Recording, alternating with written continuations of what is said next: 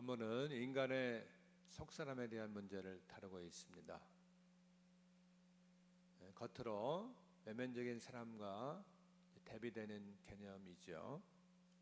마음 중심의 영적 존재, 내면의 사람을 이야기하는 것입니다. 우리의 생각, 양심, 성품 등 하나님과 관계하는 영혼의 중심이라 하겠습니다. 이 속사람이 강건해야 어떤 처지나 환경에도 흔들리지 않는 믿음의 사람이 될 수 있습니다. 또한 나를 향한 하나님의 사랑을 체험하고 연약함을 돌보시는 은혜를 경험할 수 있게 됩니다.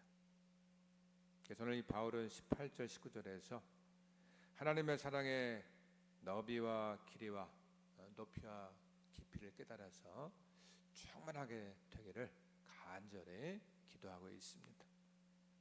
여러분, 우리 하나님의 사랑을 단지 머리로 아는 것과 경험적으로 아는 것은 너무나 큰 차이가 있습니다. 보통 성경을 읽거나 설교나 간증을 통해서 하나님의 사랑에 대해 알고 있습니다. 하지만 정작 하나님을 경험적으로 아는 것이 너무나 중요합니다. 왜냐하면 하나님의 사랑을 경험해야 더 능력 있고 강건한 삶을 살 수가 있기 때문입니다. 진정 우리의 믿음이 주님의 사랑에 근거해서 깊이 뿌리 박힌 흔들리지 않는 인생이 다 될 수 있기를 간절히 축복합니다. 안타깝게도 적지 않은 성도들이 이 성령님을 나의 삶의 주인이 아니고 손님으로 여기면서 경험하지를 못하고 있습니다. 여러분, 집을 방문한 손님과 그 집에 사는 주인의 차이가 무엇이겠습니까? 손님은 그 집에 살지 않고 잠시 있다가 떠나갈 존재입니다. 그래서 그 집에 가는 것이 불편하고 조심스러울 뿐이죠. 그러나 주인은 모든 공간을 내 마음대로 사용하며 자유함을 누리게 되는 것입니다. 우리는 성령님을 불편하게 하거나 구석방 손님으로 취급하고 있지는 않으십니까? 어떻게 하나님을 또 그 하나님에 대한 지식을 뛰어넘어서 성령으로 말미암아서 그 놀라운 사랑을 체험할 수가 있겠습니까? 사람들은 저마다 죄로 말미암은 고통과 상처와 경고함이 중심의 자리를 잡고 있습니다. 그런 점에서 우리 안에서 반드시 치유되고 회복되어야 될 부분이 있다는 것입니다. 자, 먼저 성령의 능력으로 우리의 속사람이 강건해져야 합니다. 16절에 보십시오. 그의 영광의 풍성함을 따라 그의 성령으로 말미암아 너희 속사람을 능력으로 강건하게 하시오며. 속사람이 약하면 세상의 풍파에 쉽게 흔들리죠. 죄 유혹에 무너지고 염려에 마음이 왔다 갔다 하는 것입니다. 어떤 일을 할 때 어려움이 생기고 예상치 못한 일이 발생하면 금방 무너지게 됩니다. 또한 누군가를 통해서 나를 비방한다는 소리를 듣고 공격을 당하면 금방 그 마음이 비참해진다는 것이죠. 이럴 때 어떻게 되겠습니까? 시편 25편 4절 5절에 보십시오. 여호와여, 죄의 도를 내게 보이시고 죄의 길을 내게 가르쳐 주소서. 우리는 매사에 내가 하나님의 자녀로서 어떻게 살아야 되는지 말씀을 떠올리면서 그 말씀에 청종하시기 바랍니다. 여러분, 우리에게 본을 보이신 예수님을 한번 가만히 살펴보십시오. 똑같은 시험을 받으셨지만 욕에 넘어지지 아니하셨고 올바른 길을 선택하셨고 그 사명을 끝까지 감당하셨습니다. 그런 점에서 우리도 역시나 바른 것을 잘 선택하고 믿음으로 나아가면 좋을 것입니다. 그런데 내 마음에 회복되지 못한 요소가 있으면 우리가 매사에 바른 것을 선택할 수가 없습니다. 보십시오. 같은 말씀을 들어도 어떤 사람은 말씀에 자신을 비춰보면서 잘못된 것을 회개하고 순종을 선택하면서 나가게 됩니다. 그런데 어떤 사람은 말씀을 거부하고 엇나가면서 원망과 불평을 하게 된다는 것이죠. 여러분, 영적으로 내가 바로 서기 위해서 생명의 말씀을 선택하면서 또 반드시 청종하는 삶으로 나갈 수 있기를 간절히 소망합니다. 고린도전서 10장 13절에 보십시오. 사람이 감당할 시험 밖에는 너희가 당한 것이 없나니 오직 하나님은 미쁘사 너희가 감당하지 못할 시험 당함을 허락하지 아니하시고 시험 당할 쯤에 또한 피할 길을 내사 너희를 능히 감당하게 하시느니라. 여기서 시험은 유혹을 말하는 것이죠. 우리가 유혹을 당할 때 하나님께서는 반드시 피할 길을 내주시는 분이십니다. 그런데 나는 그냥 가만히 있는데 자동적으로 그렇게 되는 것은 아니라는 것이죠. 예를 들어서 여러분, 내가 이제 고속도로를 타고 열심히 운전을 하고 있다고 해보십시오. 서울 쪽으로 가려면 어떻게 해야 됩니까? 상행선으로 올라가야 되죠. 그런데 그 길을 잘못 들어서 대전 쪽으로 가면 부산으로 내려갈 수밖에 없는 것입니다. 우리가 선한 길과 악한 길이 있을 때 해야 할 일이 뭐겠습니까? 우리는 세상 유혹에 대해서 피할 길을 주실 때 방향을 돌이켜야 하는 것입니다. 그래서 첫 번째는 매사에 바른 것을 선택하는 것이고, 두 번째는 잘못된 길로 가려는 유혹을 거부해야 하는 것입니다. 이런 점에서 사람들이 적극적으로 바른 것을 선택하고 결정해야 되는데 그렇지 못하는 경우가 많다는 것이죠. 왜냐하면 육신의 생각대로 말하고 마음 가는 대로 움직이기 때문입니다. 또한 어떤 경우에는 올바른 결정을 해놓고도 걱정과 두려움이 앞서서 그것을 제대로 실천하지 못하는 것입니다. 이런 모습 가운데에서 나타나는 특징이 뭐겠습니까? 네 혹은 아니요라고 하는 말을 잘 못합니다. 이것은 내 내면에 어떤 상황에 대한 또 타인에 대한 두려움이 있기 때문입니다. 어떤 경우에는 아니요라고 말할 상황에서 네라고 말을 하죠. 그리고 나중에 가서는 내가 그때 왜 네라고 하지 못하고 때로는 아니요라고 하지 못해가지고 나한테 이런 일이 생겼을까라고 하면서 주어진 상황을 불평하게 되는 것입니다.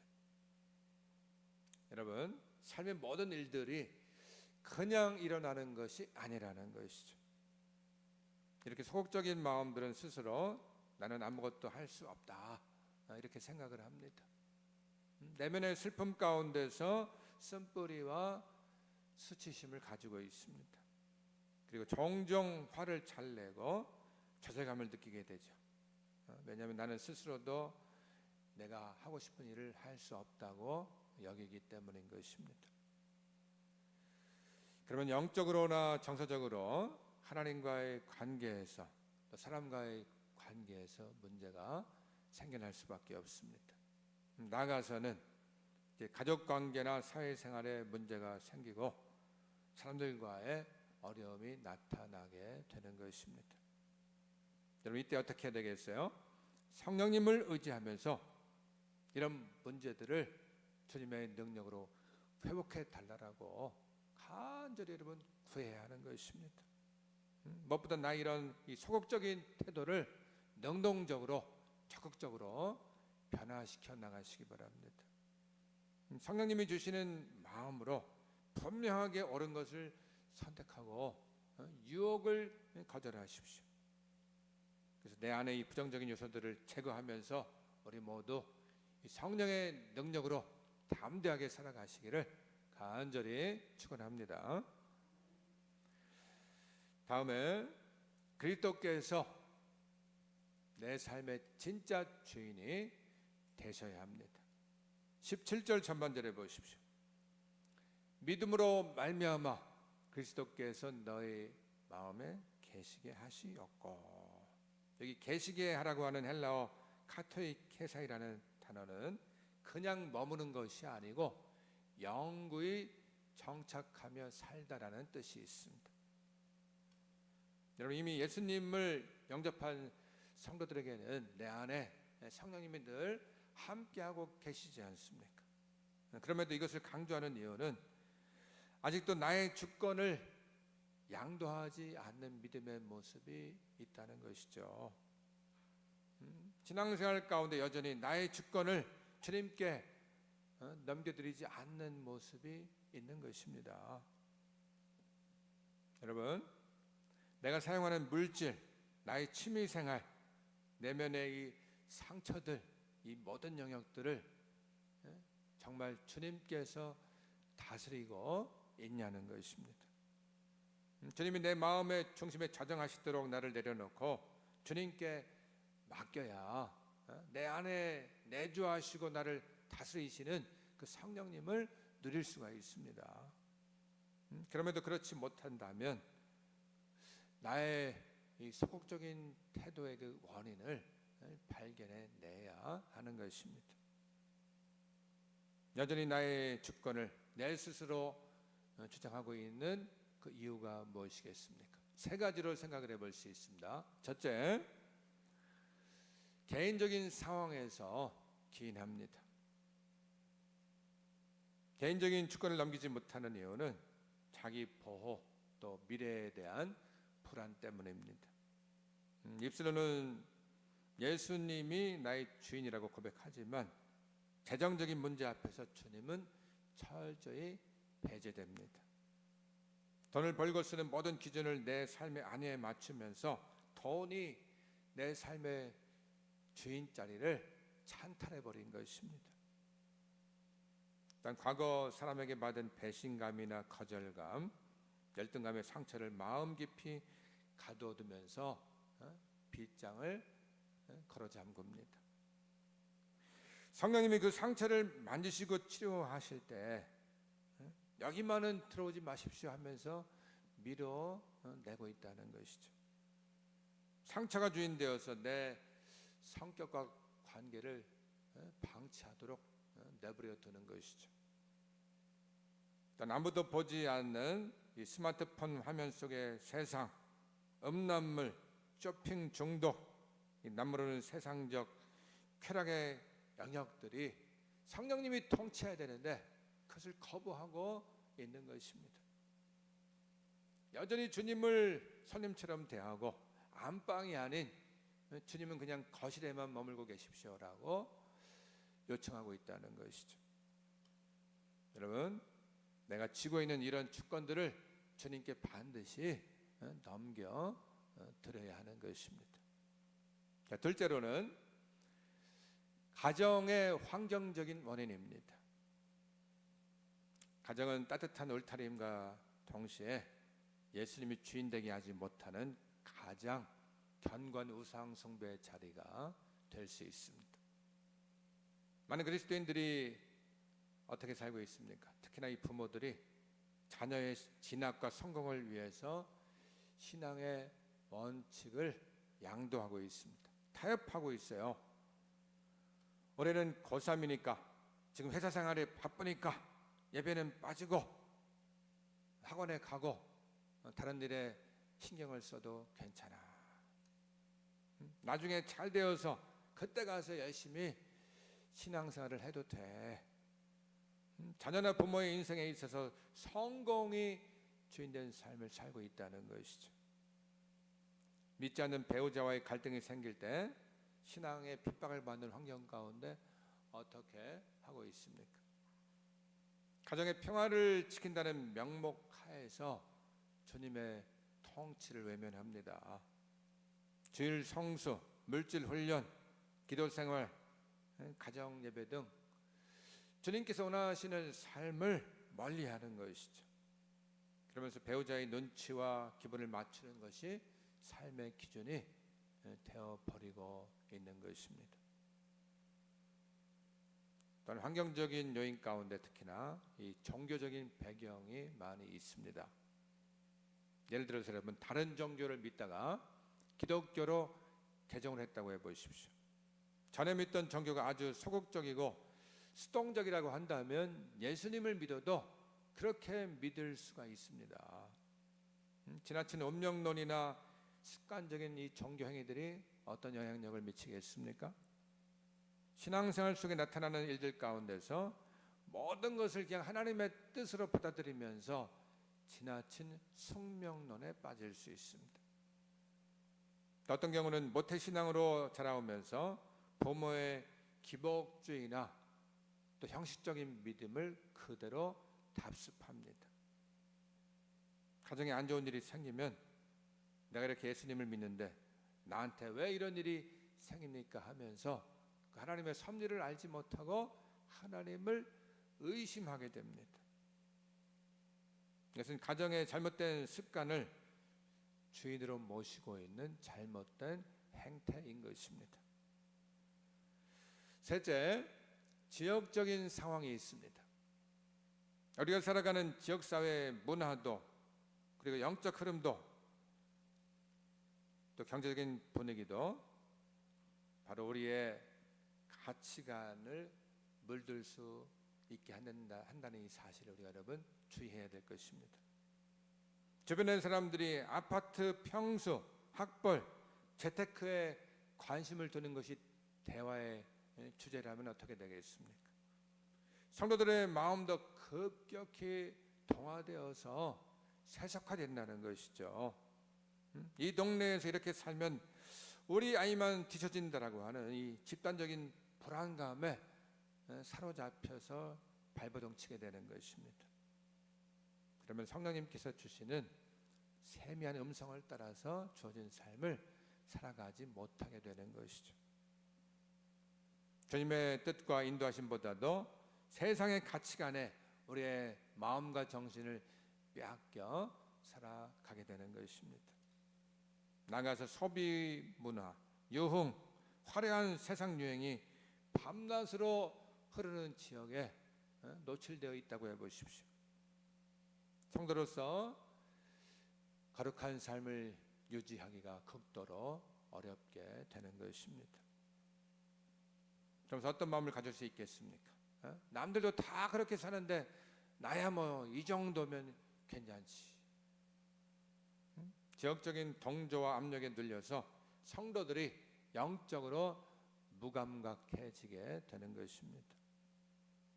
게다가 주변의 사람들이 제사 문제나 무속적으로 꽉 붙들려 있는 상황이라면 내가 예수 그리스도를 나의 주인으로 고백하는 순간에 무슨 일이 발생을 하겠습니까? 나 혼자 왕따를 당하거나 그 가문에서 파문당할 위험이 생기는 것입니다. 그러다 보면 예수님을 단순히 그냥 소비형 종교로 믿고 삶의 주권은커녕 지역사회의 눈치를 보면서 살게 되는 것입니다.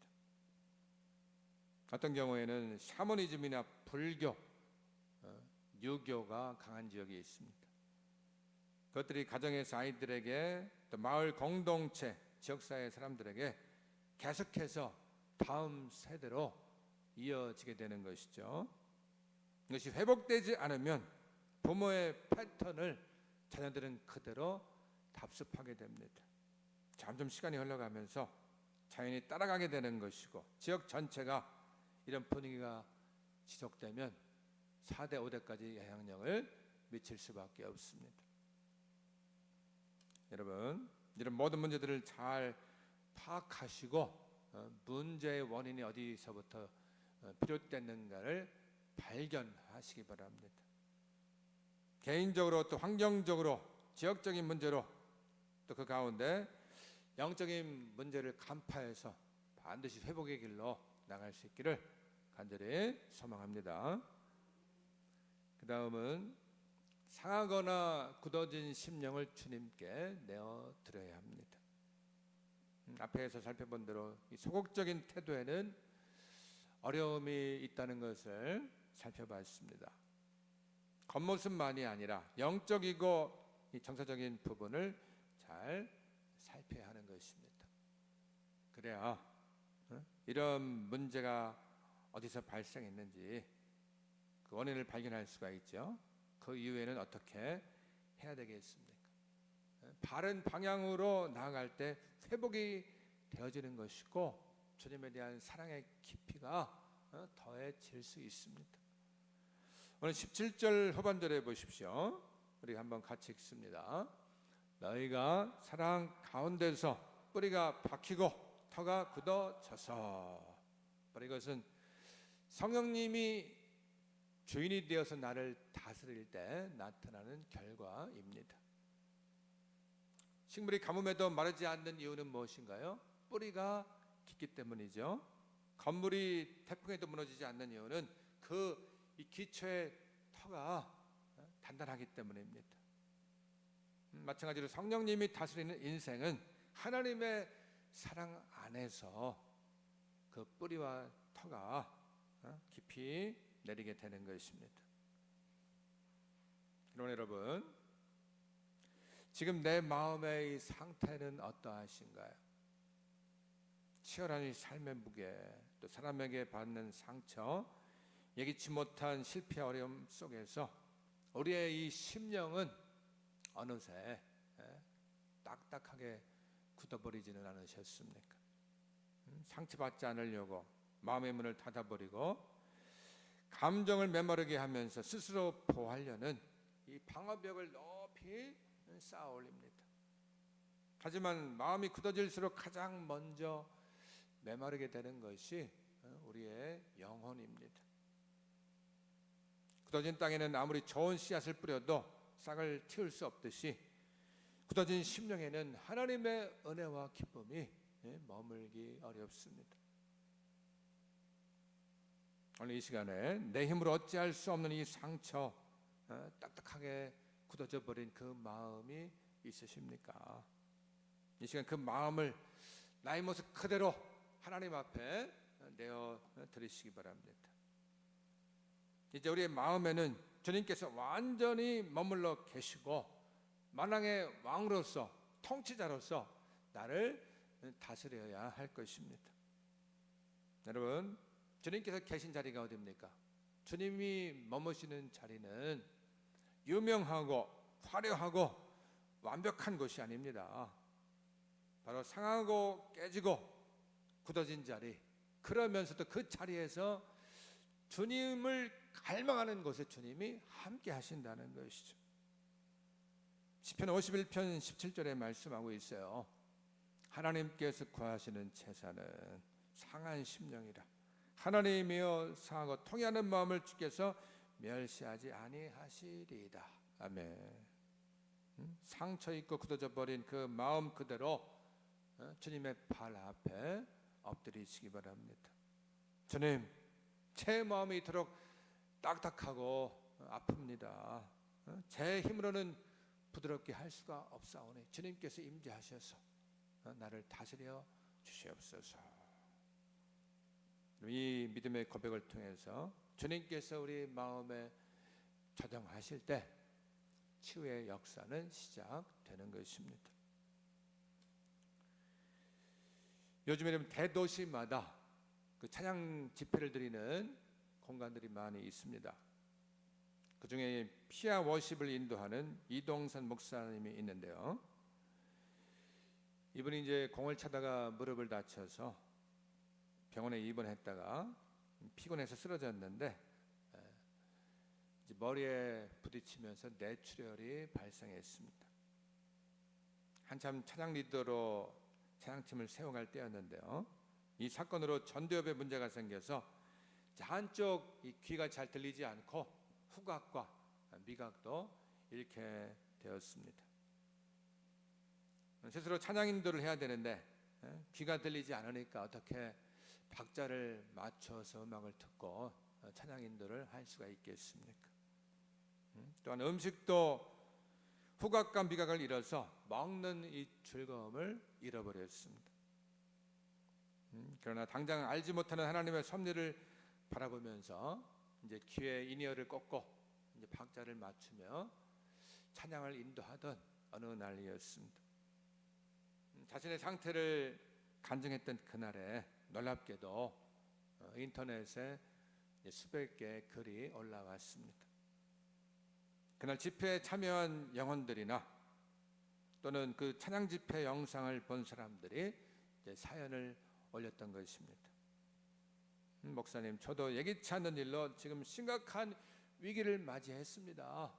저는 지금 이러한 질병에 걸렸습니다 하면서 각양각색의 사람들이 그 간증을 들으면서 저도 지금 힘을 얻고 있습니다. 힘들지만 잘 버텨보겠습니다. 이런 고백을 하더라는 것이죠. 하나님의 사랑을 의지하면서 간증한 것뿐인데 이를 통해서 하나님께서 역사하신 것입니다.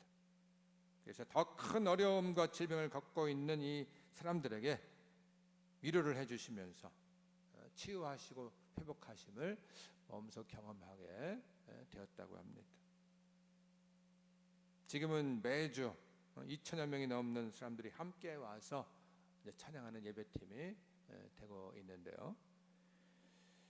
이분이 이렇게 왕성하게 활동을 할 수 있는 이유가 어디 있겠습니까? 자신의 연약함을 인정하면서 하나님께 맡겨드릴 때 그 가운데 임재하시는 하나님의 그 사랑의 능력을 경험했기 때문인 것입니다. 우리도 이와 같은 모습으로 살아가야 하겠습니다. 나를 세워주려고 하는 사람들과의 관계, 또 예배 가운데 말씀을 들을 때, 성경 공부를 하면서 훈련받을 때 내 마음이 기본적으로 어떤 자세가 되어야 하겠습니까? 일단 여러분, 내 안에 상한 심령과 고통, 전과함이 있다는 사실을 인정하시기 바랍니다. 우리 주님이 누구십니까? 내 삶을 그냥 잠시 위기에서 탈출시켜 주시는 비상벨이나 여러분 손님이 아닙니다. 진정 내 마음의 엄밀한 것까지 이 성령님께 다 과감없이 열어드리시기 바랍니다.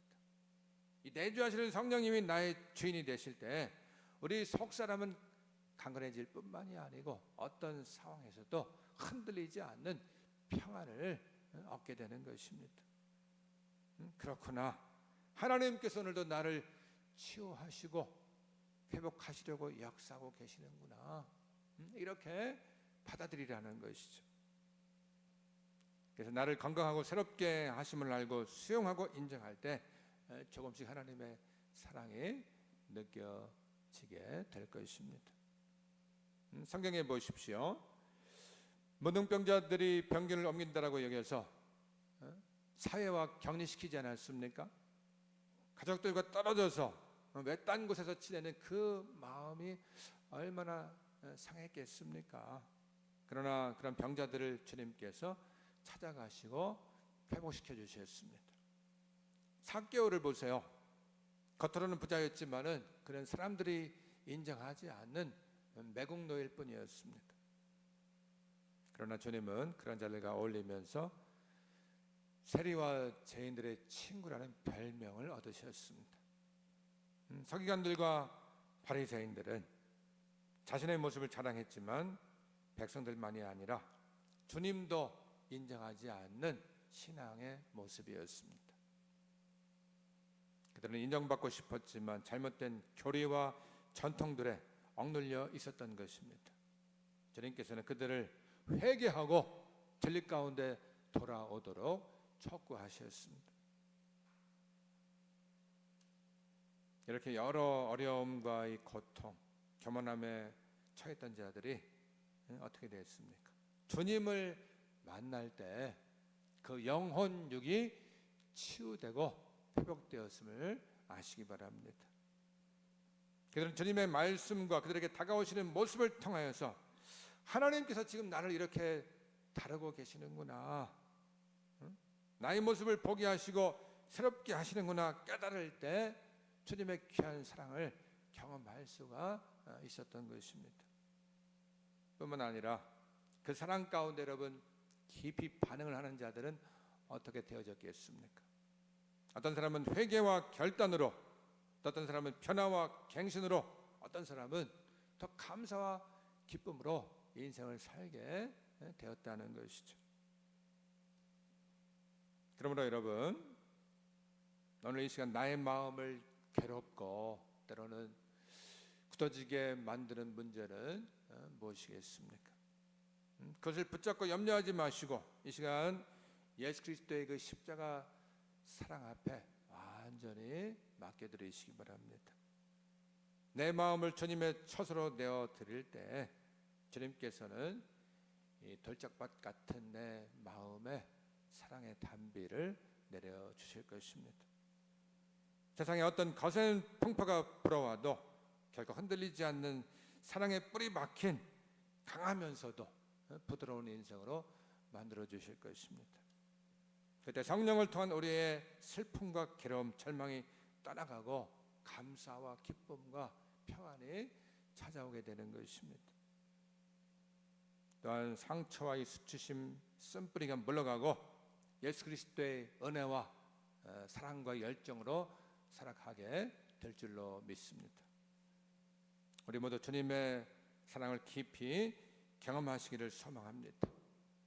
성령의 능력으로 우리 속사람이 강건해져서 우리의 인생이 복되고 존귀한 삶으로 나갈 수 있기를 간절히 축원합니다.